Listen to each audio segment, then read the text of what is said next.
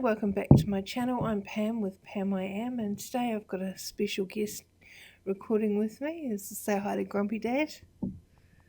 Hello.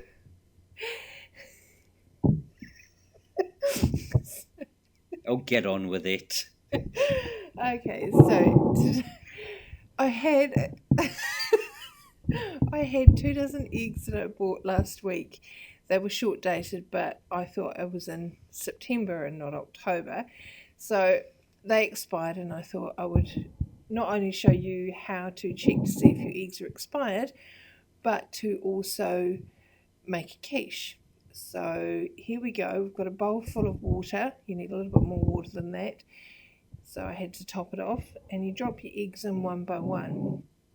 If they lie on their side in the bottom of the container, they are good. If they float, they're not so good. The reason for that is that at the bottom of your eggs, you'll notice in the bottom of the shell there is a pocket of air. Once they start to go off, that pocket of air fills with a gas, sulfur I think it might be, but don't quote me on that because I'm not a scientist, and that makes them float. And it also makes them smell really bad when you try and fry them. Just ask my sister when we were kids. So here I am going through all of the eggs to check which ones are good and which ones are dodgy, and then moving on to make the quiche.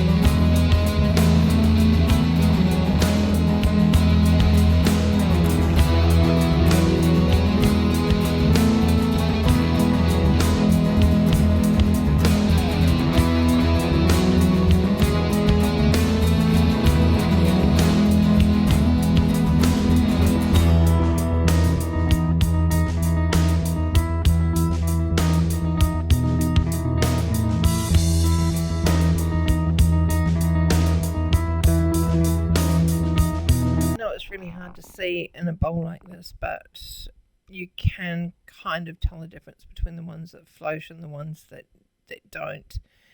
I think probably because they weren't that far out in date, they weren't too bad, but I thought I'd give you a close up to see how they look.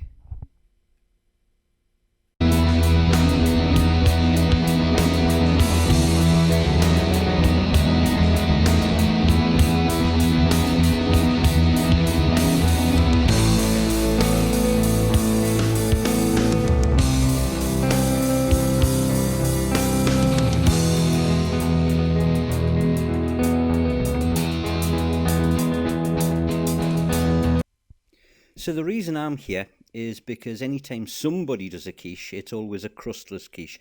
And I'll be perfectly honest, I like me pastry. So let's start off by getting 3 large cups of flour into a mixing bowl. Now, an awful lot of bakers out there are going to be looking at this and thinking, what on earth is he doing? This is a recipe that I stumbled across when I was a young man, and it just works. It works every time. It comes out exactly the same, and it's perfectly serviceable pastry. Next thing we're after is a little bit of a rising agent. So this is baking powder. You want a heaped teaspoon of that. And just because we need, I guess, a little bit of taste, we'll season it with some salt and some pepper. I don't use exact measurements. Obviously, that wasn't a measuring cup that I used. It was just a mug. And an amount of salt, an amount of pepper. They're all valid measurements. It's to taste, okay? You try it and whatever works for you. Bakers would do the next bit by hand, and that's adding fat to the flour.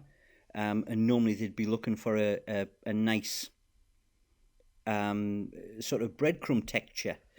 I'm just using normal margarine. You want about half a cup of that, softened or melted, it doesn't matter.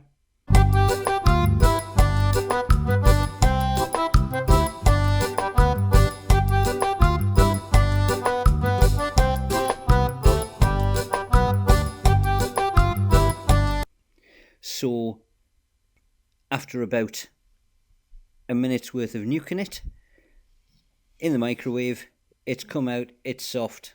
That was done on a relatively low heat. And get it into the power tool, and that's going to do the job that old time bakers would be using their fingertips for. And I'll be perfectly honest, hey, I'm a bloke, I'm allowed to use power tools, and I can't be bothered. Grumpy Dad, do you mean rubbing it in? Aye, something like that.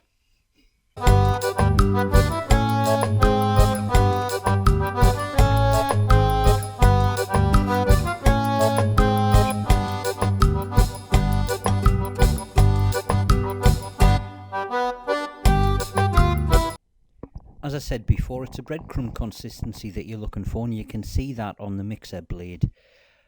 It's no longer a powder like flour is when you first start off. Last thing we need is warm water. Now, it turns out that round about the right amount is about the same cup that you used in the earlier parts of the recipe. But this part is... It's more... This is where you've got to make a judgment call. You probably want it to feel like bread dough. So you can see when I'm testing it there, I'm not too happy with it. It's probably a little bit too loose and runny for my liking. So I'm adding a little bit more flour. If it feels too stiff, you add a little bit more water. If it feels too soft, add a bit more flour. This is just the sort of fine adjustment part. And at the end of it, as I said, by feel, it should come out as if it was bread dough, but without the sort of airiness. And an awful lot of that is because you've been using warm ingredients. It's a warm pastry, but trust me, it is very, very easy to work with. It holds together absolutely brilliantly, and you can do pretty much anything with it. Apart from a sweet pastry, that's a different kettle of fish. Can I make a hat out of it, Grumpy Dad? Yeah, probably, but chances are it's going to dissolve in the rain. So I won't. Fair enough. Now, this next part is me just rolling out the door. I seem to recall that sometime round about this point we were trying to work out where all the flan dishes had gone so that we could actually put the quiche in. And it turns out that the one we actually wanted to use, normally if we're making a quiche, we'd make a round quiche. But it turns out that the daughter had been making an apple pie for a boyfriend, and so we ended up with something which was far more oblong, and that sort of messed up the dimensions of the pastry rolling while we were there. Keep an eye out on Well Plant's channel. Chances are that video will appear at some stage. Aye, that's another one. How did I manage to get myself in a household full of yous? Anyway, so like I say, you can see how easy this pastry rolls out. Just when you're doing it, make sure that you keep it nicely floured. It's really, really easy to work with. And here's getting up to the point where I'm about to make a mistake. And it's the same kind of mistake that I always have a go at the kids about. Grumpy Dad, a mistake? Yes, I made a mistake. Go on, have a think. What have I done wrong? You didn't hold your tongue right? No, it wasn't that. You didn't go to the toilet first? Oh, hush you.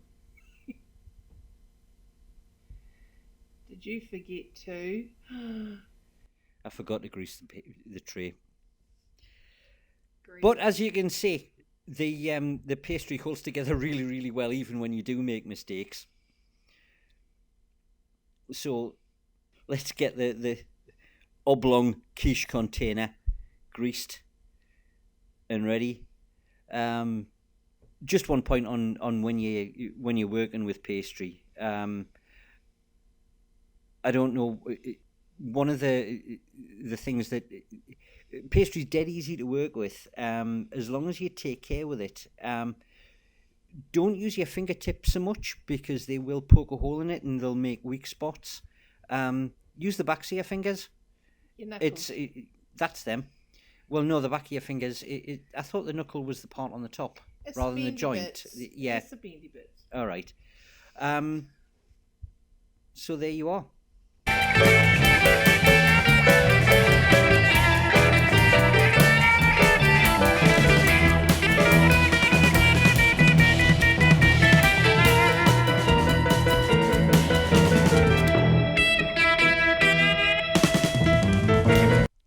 Apart from egg, you're going to want some other kind of filling in there.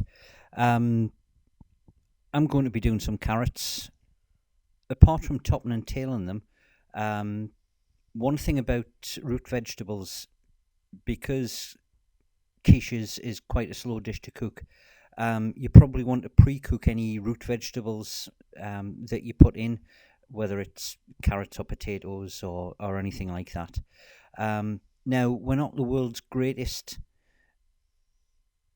chefs when it comes to using knives, but one thing we have found is quite useful, and this is especially if you're getting the kids to help out, is to start off, it's best to have a flat surface.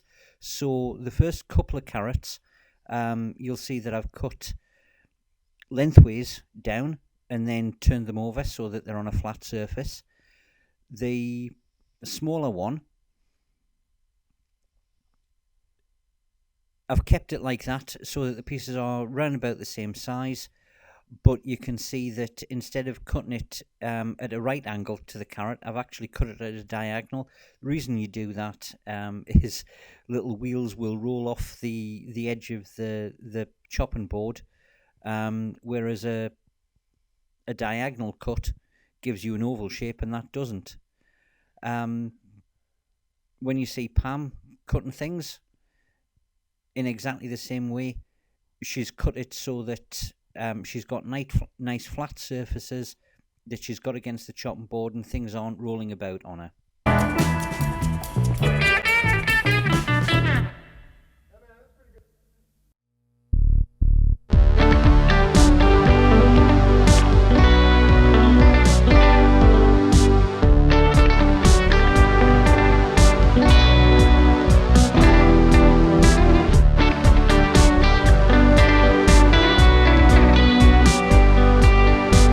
Thanks, Grumpy Dad, for explaining why I cut things the way that I do.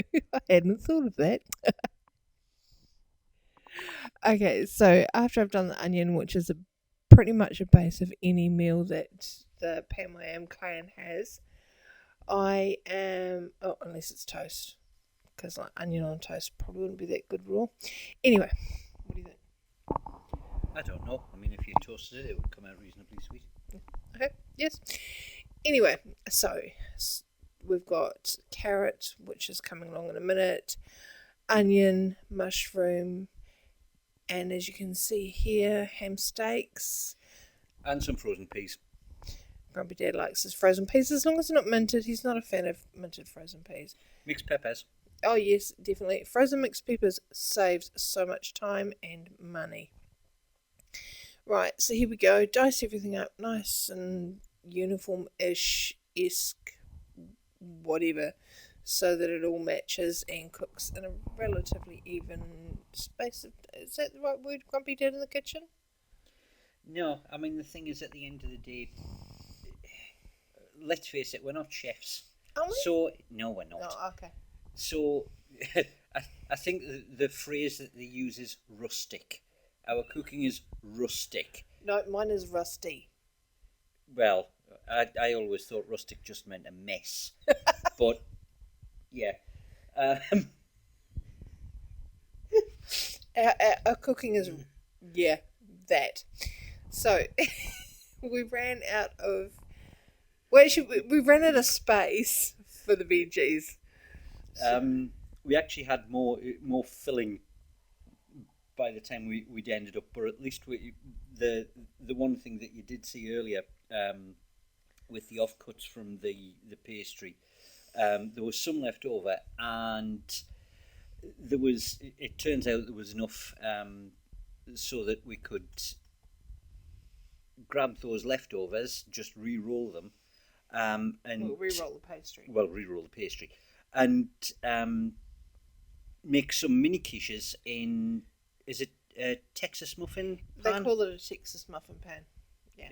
Big muffin pan. Yeah. So we used his big coffee mug. Just as a guide to get the right kind of shapes. You can see from the way that I'm working the pastry, like I said before, it's really, really easy to work with.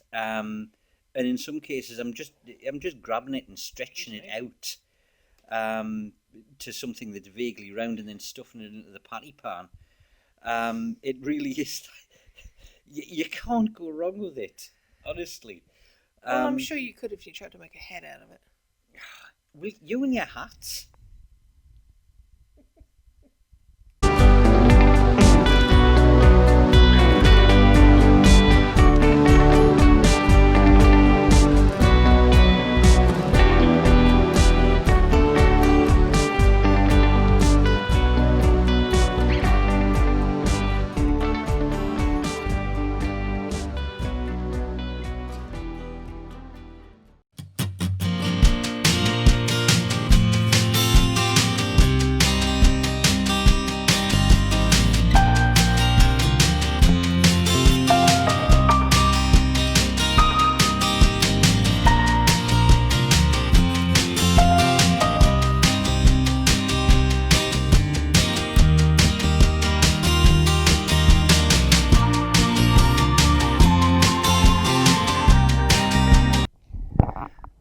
This is the base that binds all the vegetables together. It's 3 eggs to half a cup of milk. I'm doing each egg individually here, which I wouldn't normally do, but I just want to double check by having a quick sniff to make sure that they are actually okay, and then pouring them individually into the jug that I'm using. So it's 3 eggs per half cup of milk, so that would be 9 eggs, which used up quite a large portion of the ones I had left, and then 1.5 cups of milk, which you'll see coming up.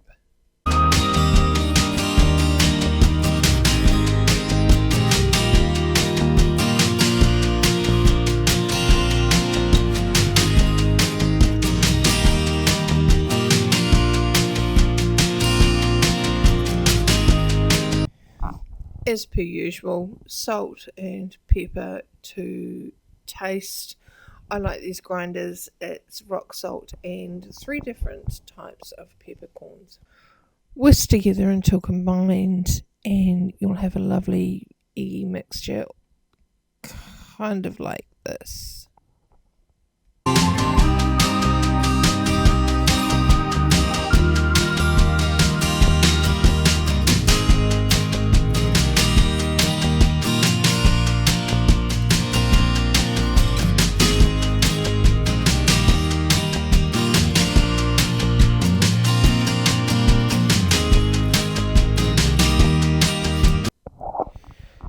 Grate a ton of cheese.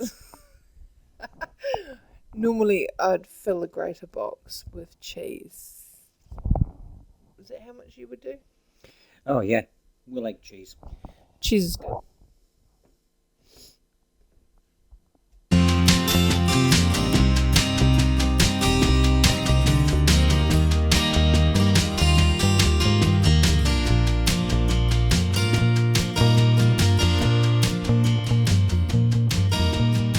Sprinkle the cheese on top. Obviously make sure that, depending on how many quiches you're making, and we were making more than one, you reserve some for the others. Once you've got the cheese on, it's nicely tamped down. Make sure you add, as Pam would refer to it, the eggy weggy woo mixture. That was from an earlier outtake, but you can quote her on that. He didn't hear me correct. It was eggy milky mixture. It was eggy weggy woo, and then it was followed by something which we would have had to have bleeped out.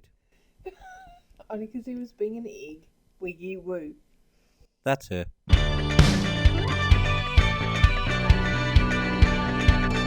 He should have listened to me when I said, do you want me to turn the oven on? And he said, no, we'll turn it on when we put it in. We should probably talk about oven temperatures. Quiche is quite a long, slow bake. We set the oven off for about 120 degrees centigrade, and the first part of it took about 40 minutes. After that, the small quiches were done. The big one was nowhere near done, with it being so large. We turned it up to about 150, and then after about another 20 minutes, up to 180, just to finish it off. If you're wondering what that blurring is in the background, that was the aftermath of me doing battle with a chicken curry the night before. Don't tell Pam that I didn't wash the splashback down. What? Yeah. Shush, you weren't supposed to hear that. Anyway, there you are.